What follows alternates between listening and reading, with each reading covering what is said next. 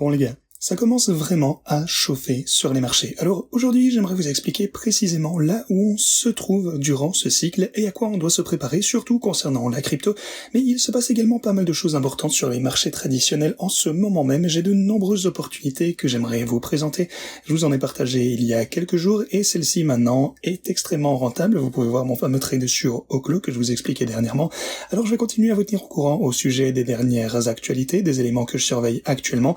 Je vous parlerai bientôt de ma prochaine plus grosse opportunité également. J'aimerais aborder les marchés en général, etc. parce qu'il y a une tendance très claire selon moi sur laquelle je suis super bullish et que j'aimerais partager avec vous. Je pense qu'on en est toujours qu'au début. J'aimerais également vous parler des données récemment publiées, notamment sur l'inflation. Qu'est-ce que ça signifie pour les marchés en général ? On va en parler. Beaucoup de choses à se dire. Restez donc avec nous du début jusqu'à la fin. Alors bienvenue à tous, je m'appelle Maxime et je vous apporte chaque jour des nouvelles vidéos en français sur la crypto. Si vous êtes nouveau sur cette chaîne, alors soyez sûr de vous abonner et d'activer la cloche dès maintenant. Alors, comme toujours, allons droit au but. On peut commencer avec l'analyse technique du Bitcoin. Comme vous pouvez le voir, on se trouve actuellement à un tournant décisif. On observe qu'il tente pour le moment de se maintenir au-dessus de la zone orange et de la franchir. Cependant, on constate une certaine résistance à la limite de cette zone. Alors, la chandelle peine un petit peu à progresser de ce côté, même si on est brièvement passé au-dessus, c'est vrai. Mais voilà. C'est l'objectif principal au court terme, vraiment, c'est sortir de cette boîte orange, la franchir à la hausse. Ensuite, vous avez le niveau des 64 300. Alors, si jamais on atteint cette résistance, quels seront les niveaux les plus importants ? Vous avez tout d'abord la moyenne mobile de 200 jours, pas 200 semaines, bien 200 jours, la ligne jaune ici. Le niveau clé, à franchir, il se situe aux alentours des 69 000 $. Je vous ai déjà partagé cette information dernièrement. Pour le coup, elle reste toujours d'actualité. C'est toujours un niveau super important à franchir. Si le Bitcoin devait, ceci dit, connaître un autre pullback, quelle serait la direction probable ? On a déjà observé un croisement bearish ici en 2022 sur l'intervalle hebdo lorsque la moyenne mobile de 50 semaines a croisé celle de 100 semaines et ça a entraîné un pullback relativement important jusqu'à la moyenne mobile cette fois de 350 semaines. Alors, ceci dit, je ne pense pas forcément que ça devrait se produire, même en cas d'une nouvelle rechute. À mon avis, on ne va pas redescendre jusqu'à la moyenne mobile de 350 semaines, ça représenterait les 50 000 $ à peu près, mais une baisse plus importante est-elle envisageable ? Bon, comme je vous l'ai toujours dit, bien entendu, on pourrait chuter plus bas, mais je suis toujours bullish quant à l'avenir des cryptos, et pour moi c'est vraiment tout ce qui compte. Je pense que la majeure partie du marché baissier est déjà derrière nous. Alors, il pourrait toujours y avoir une période d'incertitude avec des fluctuations, peut-être rechuter un peu plus, peut-être revisiter le bottom, mais encore une fois, selon moi, en accumulant aux alentours de ces niveaux, je suis relativement confiant quant à une remontée des prix relativement prochainement. Pour moi, d'ici l'année prochaine, de toute façon, en accumulant maintenant, on sera en profit. Que ça nous prenne 1 mois, 3 mois, 6 mois, j'en sais rien, autant de temps que vous voulez, je pense que ce sera un pari rentable. Personnellement, j'accumule déjà à ces niveaux et je fais du DCA en attendant des jours meilleurs. Bien entendu, j'utilise également mes stratégies de trading qui trade grâce à la volatilité. Je réalise donc des jours au jour le jour également. Vous pouvez voir que sur cette colonne ici, vous avez le profil de gris qui continue lentement mais sûrement d'augmenter tous les jours, tandis qu'on poursuit cette phase de consolidation, bien entendu. Alors, pour moi, tout se déroule toujours à merveille concernant ces outils. J'ai bien entendu mes stratégies de DCA en plus de ceci. Ça concerne principalement les actions, mais voilà, de toute façon, j'ai une mise à jour à vous donner à ce sujet dans un petit instant. Quoi qu'il en soit, pour le moment, tout se déroule toujours comme prévu. Alors, si vous souhaitez utiliser mes stratégies de trading pour la crypto, vous trouverez les liens pour ce faire en description de cette vidéo. Inscrivez-vous tout d'abord sur Pionex juste ici, réclamez vos bonus de ce côté, vous aurez ensuite accès aux bots de DCA juste là. Ça concerne les bots de gris, donc principalement pour la crypto. Et Pionex propose actuellement une offre VIP qui vous permet d'utiliser une fonction d'arbitrage. Alors, concrètement, ils utilisent vos stablecoins pour faire de l'arbitrage avec différentes paires et vous pouvez obtenir un différent rendement. C'est une campagne donc VIP qui est en cours. N'hésitez pas donc à y jeter un œil si ça vous intéresse. Sinon, pour poursuivre concernant notre bon vieux Bitcoin, vous pouvez constater actuellement qu'on a une forte hausse du PNL, donc des pertes sur les holders au court terme sur les plateformes d'échange. Donc ça signifie que certains sont en train de vendre du Bitcoin à perte et généralement ce phénomène est caractéristique d'un marché baissier en fin de cycle. Cette fois-ci, la baisse n'a pas été aussi marquée que lors des précédents épisodes qui avaient ensuite été suivis d'une forte hausse pour le Bitcoin. Alors, le prix n'a pas chuté aussi bas, probablement parce que la plupart des vendeurs potentiels ont déjà vendu, que les vendeurs se raréfient, et surtout que ce cycle a été moins explosif, que ce soit à la hausse ou à la baisse. Donc voilà. les vendeurs sont à bout de souffle et ça explique également la situation qu'on a actuellement, l'élément clé qui nous oriente vers une direction où on serait éventuellement relativement proche d'une nouvelle phase haussière, plus ceci qui serait probable que, une nouvelle rechute par exemple. En tout cas, c'est ce que les graphes me suggèrent et c'est ce que je pense. Il en va de même pour Ethereum et Solana, rien de particulièrement intéressant de ces produits de ce côté au cours des quelques dernières semaines pour être honnête. Ethereum et Solana ne font majoritairement que latéraliser, tout le monde s'ennuie, mais voilà. Je sais que la patience finira par payer, comme toujours. Même constat ici, les vendeurs sont en train de s'essouffler, mais on n'a pas encore atteint les mêmes niveaux observés que lors des précédents bear market du côté du Bitcoin. Selon l'indicateur d'épuisement des vendeurs sur une période de 30 jours, ce signal historique de retournement n'est pas encore confirmé. Cependant, on constate qu'on est en train de s'approcher fortement. En résumé, les marchés nous indiquent qu'il faut tout de même rester préparé pour de la volatilité. Peut-être que ce n'est pas exactement la fin du bear market, mais en tout cas, je pense que la plus grosse phase de baisse est déjà derrière nous, et la plupart des graphiques suggèrent ceci également. Pour passer au S&P 500, la situation pour le coup est bien différente. Le S&P 500, lui, continue de progresser et vient d'atteindre de nouveaux sommets historiques. On observe cette fois une consolidation, et ça me laisse penser que le marché souhaite voir une nouvelle poussée à partir d'ici. Vous le savez, ce genre de consolidation, souvent, ça suit la même tendance. Voilà. Du côté de la bourse, la situation est vraiment favorable, et si on examine un petit peu les actions individuelles maintenant, j'ai vraiment pas mal de trucs à analyser. Si vous prenez Meta par exemple, on vient de se faire rejeter par ma boîte orange. Grosse chandelle rouge ici du côté de Meta, on est actuellement en baisse de 4%. Alors pour le coup, même si on a observé de belles performances dernièrement du côté de Meta, jusqu'à la boîte orange que vous pouvez voir juste ici, maintenant elle nous rejette. Donc voilà, gardez ça à l'esprit. Voilà ce qu'on observe actuellement du côté de Meta. Pour ce qui est des autres actions, les valeurs du secteur de la mémoire ont connu une belle progression depuis la clôture hier. Ensuite, on a eu une poussée, alors notamment SanDisk, ici on a progressé de 10%. Alors, du côté de SanDisk, on a retracé un petit peu de ses gains, tout comme NU pour le coup. Même chose de ce côté. On a Nvidia aussi qui semble un petit peu plus fort, même si Nvidia n'a pas connu de super 2 dernières journées de trading. Mais voilà. Encore une fois, Nvidia et certaines valeurs du secteur de la mémoire affichent des performances mitigées dernièrement et c'est normal après avoir vu une telle explosion. Globalement, je pense de toute façon que la tendance reste haussière pour la plupart de ces valeurs. Et n'oubliez pas, elles génèrent toujours des profits absolument considérables. Elles sont super rentables pour le moment. Donc, le marché, vous savez, s'inquiète un petit peu forcément de leur surévaluation. Pour moi, ça semble toujours ok. Si vous cherchez à acheter à la baisse, j'utilise mes stratégies de trading pour ce faire. J'ai investi progressivement grâce aux stratégies des CA et j'ai donc des positions actuellement qui sont toutes super rentables. Voilà, bien entendu, je vous tiens au courant à ce sujet prochainement. Sinon, Dell, regardez-moi ça, on essaye de... Ah non, pour le coup, il s'agit bel et bien de all-time high. Le prochain niveau, alors du côté des marchés futures, on est à 505, donc ça c'est un autre niveau qui va être intéressant. On a bien sûr le seuil très psychologique des $500. Alors, on verra bien à l'ouverture des marchés si les futures vont pouvoir retomber un petit peu. Peut-être qu'on va voir un retracement vers les 500, mais encore une fois, Dell semble super solide. C'est également une configuration de trading que je vous ai présentée dernièrement. Alors, si vous êtes toujours dans ce trade, vous constatez des gains absolument incroyables, notamment grâce aux stratégies de trading. Ceci dit, j'ai toujours ma position qui est ouverte du côté de Dell. J'ai également ma stratégie Dell numéro 2 ici, qui affiche une hausse de 27% avec un effet de levier de 4, ce qui est juste vraiment magnifique. Alors, quant à ma position personnelle, attendez, où est-ce qu'elle est? Voilà, elle est juste là. On a progressé de 360%, ce qui est juste magnifique également. Encore une fois, pour moi, c'est là toute la puissance des stratégies, des CA. Encore une fois, on réalise des gains considérables. Mais voilà. De toute façon, vous savez comment tout ceci fonctionne. Je continuerai à venir informer au sujet de ces performances et d'autres opportunités prochaines. Alors, avant que je vous parle de l'or, je voulais brièvement mentionner Oklo.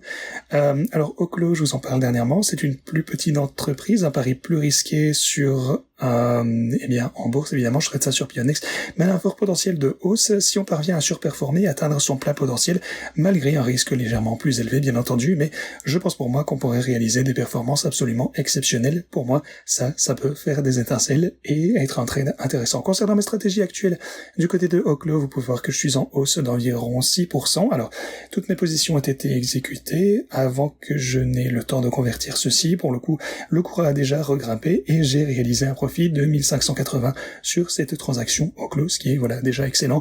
N'oubliez pas qu'il ne s'agit que d'une position de $20 000. Alors oui, ici on a un x4 en levier, donc ça représente 80 000. Donc voilà, un pourcentage de profit plutôt intéressant, surtout pour un trade de seulement quelques jours. On verra bien donc si cette tendance va pouvoir se poursuivre, personnellement je le pense, mais je vais vous présenter évidemment d'autres transactions et configurations de trading qui sont à mon avis très intéressantes et qui vont voir de bons résultats prochainement, donc restez à l'affût pour voir ceci dans les jours et les semaines à venir. Voilà, encore une fois, je vous tiens au courant au jour le jour. Sinon, concernant l'or, vous le voyez ici, on reprend du poil de la bête, il tente actuellement de franchir la zone de résistance que j'indique ici, et je pense qu'il se trouve dans un trade intéressant ici, même s'il est à l'intérieur d'une résistance. Vous pouvez voir qu'on n'a pas encore réussi à franchir cette boîte orange. On a essayé à 3 ou 4 reprises de dépasser ceci sans succès pour le moment, mais je pense fermement que l'or va lui également connaître une nouvelle période de hausse. Regardez, surtout pour un actif aussi énorme, on a subi un pullback super important de 30%. Encore une fois, avec un market cap aussi colossal, c'est un pullback relativement conséquent et je pense que le moment est venu pour l'or de remonter un petit peu. N'oubliez pas, il faut vraiment investir dans des actifs, surtout pas dans la monnaie fiduciaire. Que vous avez des stablecoins, tout autre placement, l'objectif c'est vraiment de faire fructifier votre argent. L'inflation, c'est le problème d'ailleurs qui est toujours récurrent en fait. Souvenez-vous, ça n'a pas toujours été autant un problème. Auparavant, l'or était indexé sur le dollar américain surtout, et il garantissait la valeur du dollar, et lorsque cette indexation a été abandonnée, c'est vraiment là que l'inflation a explosé. Donc l'or, en quelque sorte, ça ne fait que compenser l'inflation. C'est safe, mais c'est le minimum qu'on puisse faire. Aujourd'hui, compte tenu de la dette colossale des États-Unis et du monde entier, il est indispensable d'imprimer davantage de monnaie fiduciaire. C'est la seule solution qu'ils ont, et c'est pour ça qu'il est aussi important de détenir des actifs, parce que, eh bien, vous ne pouvez pas créer de l'or de la même manière, vous ne pouvez pas imprimer de l'or, vous ne pouvez pas imprimer du Bitcoin. C'est pour ça que je pense que le Bitcoin va commencer à surperformer. On ne dit pas l'or numérique pour rien, bien entendu, vous avez sûrement déjà entendu ça. Donc, le truc, c'est que le Bitcoin a vu de mauvaises performances par rapport aux autres actifs durant ce cycle. Si vous comparez le Bitcoin, eh bien, ne serait-ce qu'au S&P 500, à l'or ou à n'importe quoi d'autre, eh bien, la situation n'est pas brillante. Pour un actif qui vous expose à davantage de risques, eh bien, on n'a pas été fort gagnant cette fois-ci. Regardez sur un intervalle hebdo, le Bitcoin a sous-performé, même depuis juin. Vous pouvez voir une baisse de 60% depuis cette date ici. Donc voilà, même en 2000, en partant du bottom ici, on est même encore plus bas que lors du dernier creux. Et si vous prenez le Bitcoin comparé à l'or, eh bien même constat. Regardez ça une fois encore, l'or a connu une forte hausse, évidemment surtout dans les quelques dernières années, tandis que le Bitcoin, lui, est en baisse. Sur ce graphique, on observe des fluctuations constantes et il est clair que le Bitcoin est plus proche de son bottom par rapport à l'or que de son point faible. Donc, ça viendra avec le temps, c'est pourquoi j'investis progressivement dans les bitcoins. Je pense qu'il va bien se comporter. On va de toute façon devoir assister à une reprise haussière lorsque le bitcoin va absorber une partie de ses capitaux. Je pense que ce moment d'ailleurs est en train d'approcher. Sinon, au clos, je vous en avais déjà parlé. Je suis vraiment enthousiaste également à propos de la robotique. Une autre opportunité d'investissement que j'observe actuellement, c'est SpaceX. Alors, SpaceX, ils ont Grok. Alors, Grok est actuellement 80% moins cher que Fable 5, ainsi que certains autres concurrents. De plus, Elon Musk a annoncé que Grok 4.7 devrait sortir d'ici 3 à 4 semaines et qu'il sera apparemment encore meilleur. Voilà, Grok, potentiellement SpaceX, qui sont sous-évalués en ce moment en raison de nombreuses craintes liées au déblocage de toutes ces actions. Parallèlement, on a même continué à accumuler des actions SpaceX à la baisse. Depuis lors, on a d'ailleurs constaté une forte poussée de 40% depuis le bottom. Donc la situation est vraiment plutôt bonne en fait du côté de SpaceX. On est maintenant aux alentours d'un niveau de résistance, donc on verra bien ce que ça va donner. La majeure partie de ce mouvement a déjà eu lieu pour le coup, donc faites attention si vous prenez position. Mais voilà, si jamais on parvient à franchir cette résistance, on pourrait connaître une nouvelle poussée vers les 162 et c'est encore une fois 10% de gain à partir d'ici. Donc je continuerai à guetter ces opportunités, mais pour moi la situation de ce côté est relativement prometteuse pour être honnête. Alors, concernant mes trades, comme je vous l'ai brièvement indiqué précédemment, vous avez toutes mes positions individuelles. Vous avez Amazon à 156 ici, comme on l'a dit plus tôt, Dell se porte bien, hausse de 362. D'ailleurs, c'est la meilleure performance de ce moment. Alors, Meta a progressé de 32%, ce qui est honorable. Mais voilà, on est un petit peu gâté avec des performances comme 180, 313%. Même SanDisk ici affiche 327%, soit $20 000 de profit. Donc voilà, des petits profits, c'est bien, mais bon. on en a des autres qui font plus rêver. Je voulais suivre les efforts de toute façon au jour le jour, je prendrai mes bénéfices à un moment donné, on se tient au courant. Bien sûr, en attendant, j'utilise mes stratégies de trading pour accumuler davantage. Aussi, Robinhood a réalisé de super performances, a gardé sa HOOD en hausse de 140%, ce qui est tout simplement magnifique. Toutes les actions explosent dernièrement, je vous tiendrai encore une fois au courant à ce sujet. Si vous souhaitez les utiliser, comme je vous le disais sur Pionex, vous avez le lien qui est juste disponible juste ici. Réclamez vos bonus de dépôt, vous pourrez ensuite mettre en place les stratégies d'essai en un seul clic. Pour continuer, les données sur l'inflation publiées hier étaient conformes aux attentes, et ça, c'est quelque chose de super important parce que c'est vraiment ce que le marché va désormais examiner pour se faire une idée de ce à quoi s'attendre.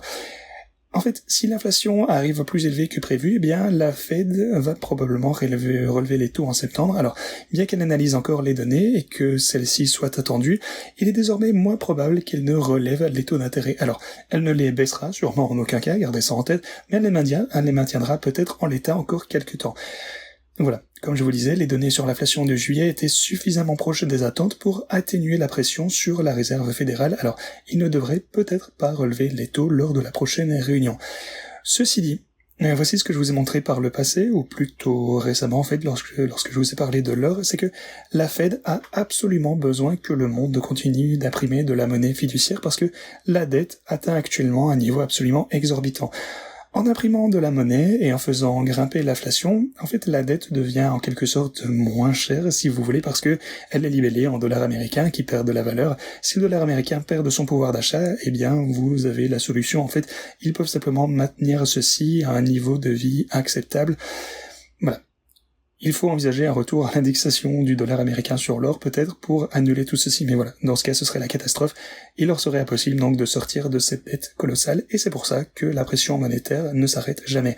Rien que les intérêts ont explosé, ici, vous avez 900 milliards de dollars, vous le voyez juste ici, soit une hausse de près de 200% au cours seulement des 5 dernières années, ce qui n'est bien sûr pas gérable autre que par impression monétaire, avec un taux de croissance donc annuel moyen de 24%. Et c'est pour ça que, en ce moment, le plus important, c'est de posséder des actifs, que ce soit de l'immobilier, des montres, j'en sais rien, de l'or, du bitcoin, des actions, juste investissez. De toute façon, si vous suivez la chaîne, je pense que vous êtes là pour ça. Mais voilà, développez votre esprit critique. Je vous dis pas d'investir toutes vos économies, ni d'emprunter des sommes astronomiques, mais adoptez vraiment cette mentalité. Possédez des actifs, diversifiez vos investissements, c'est le meilleur moyen de combattre la perte inexorable de votre pouvoir d'achat. C'est pour ça donc que je m'intéresse davantage aux actions maintenant, au lieu de me concentrer uniquement sur la crypto. Bien entendu, il y a un fort potentiel de gain, surtout sur la bourse actuellement, mais diversifier, c'est également quelque chose d'essentiel, et je peux utiliser bien sûr mes stablecoins pour prendre de l'exposition à ces actions. Sinon, un autre facteur inconnu très important, c'est que Donald Trump envisage de réduire l'impôt sur les plus-values, et ça dynamiserait certainement les marchés. On observerait également une augmentation des investissements en actions, certainement. Comme je vous le disais, je suis extrêmement bullish quant à la robotique, et je vais d'ailleurs vous parler d'une entreprise de robotique qui m'intéresse. Il s'agit de Unitree, qui a fait son entrée en bourse en Chine, et la demande a été telle, et je pense que je vous expliquais ça dans les dernières vidéos, l'offre a été sursouscrite de 8000%, si bien que presque personne n'a pu obtenir d'action. Pour comparer ceci à SpaceX, la plus grosse IPO de toute l'histoire, eh bien on a une demande de 250 milliards de dollars. L'offre n'a été souscrite que 3,5 fois pour une valorisation de 1800 milliards de dollars. Donc Unitree était beaucoup plus petit que ceci, plutôt avait bénéficié de plus d'investissements et d'un plus grand nombre d'investisseurs potentiels en fait. De plus, si j'ai bien compris, c'était uniquement accessible à la Chine, tandis que SpaceX était ouverte au monde entier. Donc voilà, pour moi c'est crucial de suivre ceci de très près, ça me semble vraiment prometteur. Je vous présenterai prochainement d'autres opportunités dans le domaine de la robotique, sans aucun doute à l'avenir, ça m'intéresse. Je me concentre principalement sur la robotique quantique, et surtout l'ordinateur quantique au court terme. Dans ma prochaine vidéo, peut-être demain, samedi ou dimanche, peu importe, je vous proposerai également différentes stratégies d'investissement dans la robotique ainsi que l'informatique quantique, et on pourra donc utiliser nos stablecoins pour nous y exposer. On utilisera également, bien sûr, des stratégies de trading, et je vous montrerai comment tout ceci fonctionne. Je reste à l'affût et je vous présente des opportunités au plus vite. Ceci dit, merci beaucoup d'avoir regardé cette vidéo, et moi je vous dis à la prochaine.